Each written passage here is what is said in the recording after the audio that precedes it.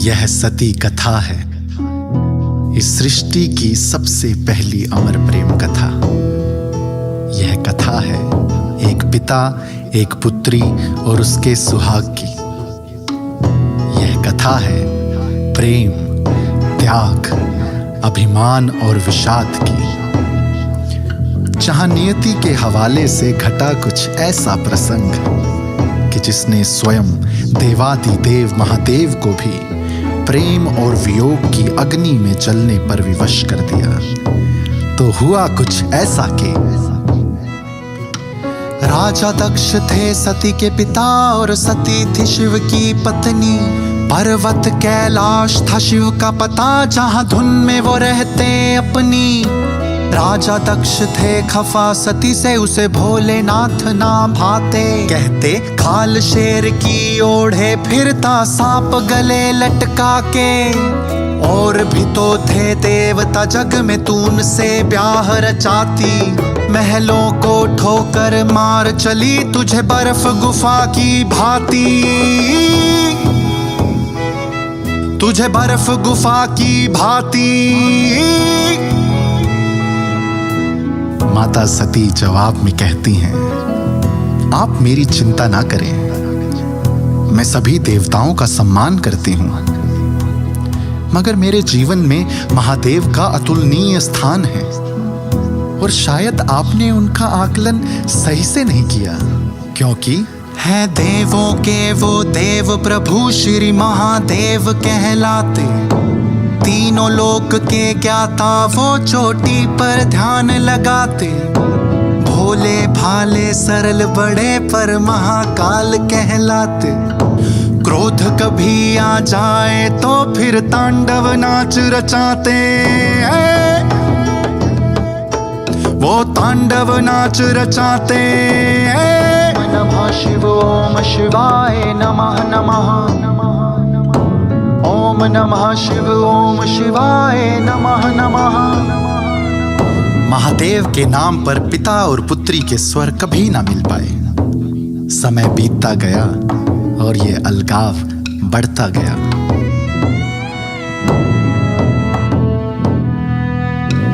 एक बार की बात, दक्ष ने महायज्ञ बिठवाया।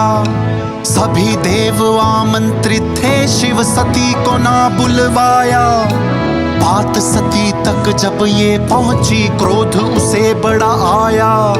जा पहुंची शंभू के पास, जा मसला उनको बताया। देखिए ना महादेव, पिताजी ने महायज्ञ रखवाया और हमें बुलाया ही नहीं। महादेव ने उनकी बात सुनी और बोले, आप यूं ही गुस्सा ना हो प्रिय। क्या है कि मुझे ना किसी यज्ञ में रुचि है, मैं इन बातों से ऊपर। युगन युगन से योगी हूँ मैं, योग में बैठा बेहतर। पिता को अपने तुम ही जानो, जाकर उनसे पूछो।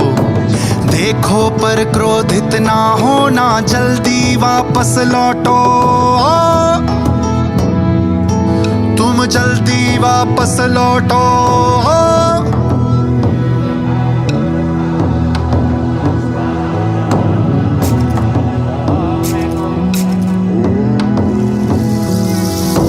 महायज्ञ में विघ्न डल गया, सती वहां जब पहुंची। पिता से झल्ला कर बोली, ये बात सहन ना होगी। न कोई यज्ञ जगत में है जो बिना शिव के पूर्ण हो जाए। मैं छोटी लाडली पुत्री, आप तो मुझे भी ना बुलवाए। राजा दक्ष ने इस लाछन का जवाब सतत स्नेहहीन भाषा में देते हुए कहा, यज्ञ के स्थल पर खड़ा हूं मैं, ना झूठ कहूंगा तुमसे। इस प्रश्न का उत्तर भी ना दूं, तुम्हें पीड़ा होगी सुन के। आप सही बोल रही हैं। भला कौन पिता ऐसे शुभ अवसर पर अपनी पुत्री को यूं नाराज करेगा, यूं पीड़ा देना चाहेगा। तो आप बस इतना बता दीजिए कि हमारा स्थान कहाँ है। स्थान? कौन सा स्थान? कैसा स्थान? स्थान उन्हीं का होता है जो स्थान के होते लायक। लाख कही नायक, सुनी तुम पुत्री हो नालायक। पिता की गरिमा ना जानी, मैं क्यों तुम्हें पुत्री जानूं।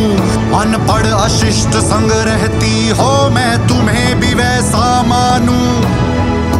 यूं तो वहां सभी देवतागण उपस्थित थे, मगर बीच में कोई ना आया। सब मौन होकर सुनते रहे और राजा दक्ष बोले, है निर्धन निर्लज पाखंडी, जिसे महादेव तुम कहती। बस अपमान के बोल जो तुमने बोले वापस ना कभी होंगे। अभिमान लघु बड़े रिश्ते हैं, निभते ना तुमसे होंगे। पति की मान मर्यादा पर मैं न्योछावर हो जाऊं। खून का रिश्ता है तुमसे, उसे आज ही राख बनाऊं। यहाँ सभी देव आमंत्रित थे, पर कोई भी कुछ ना बोला। महादेव पर लाछन थे, सुन कोई हृदय न डोला। अब सहन न क्षण भर कर पाऊं तुमसे एक पल का नाता। अंतिम आहुति यज्ञ में मेरी होगी ये अग्नि माता, होगी ये अग्नि माता।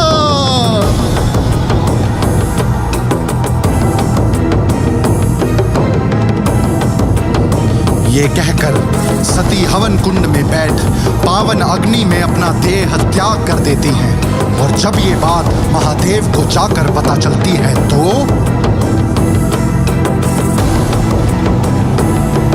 पर्वत और नदियां कांप उठी, योग महादेव का टूटा। शिव था जो ध्यान में बैठा था, ये शंकर था जो उठा तो उठकर क्षण भर में ही दक्ष की नगरी पहुंचा।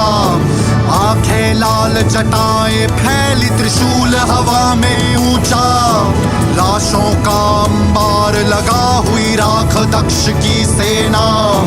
अंत में दक्ष का धड़ काटा हुआ, चुकता बदला लेना। अभिमान की नियति मौत बनी, था खून हवा में उछला।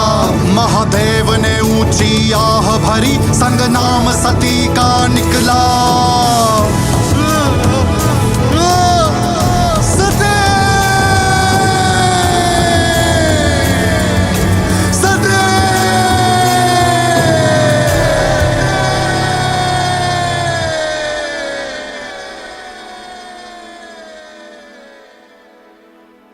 भला किसने सोचा था कि शिव और सती की प्रेम कथा में कुछ ऐसा भी होगा। मगर ये अंत ना था, क्योंकि देह मरता है, आत्मा नहीं। और फिर माता सती ने दोबारा जन्म लिया, पार्वती माता के रूप में, और महादेव की अर्धांगिनी बन इस प्रेम कथा को हमेशा हमेशा के लिए अमर कर दिया।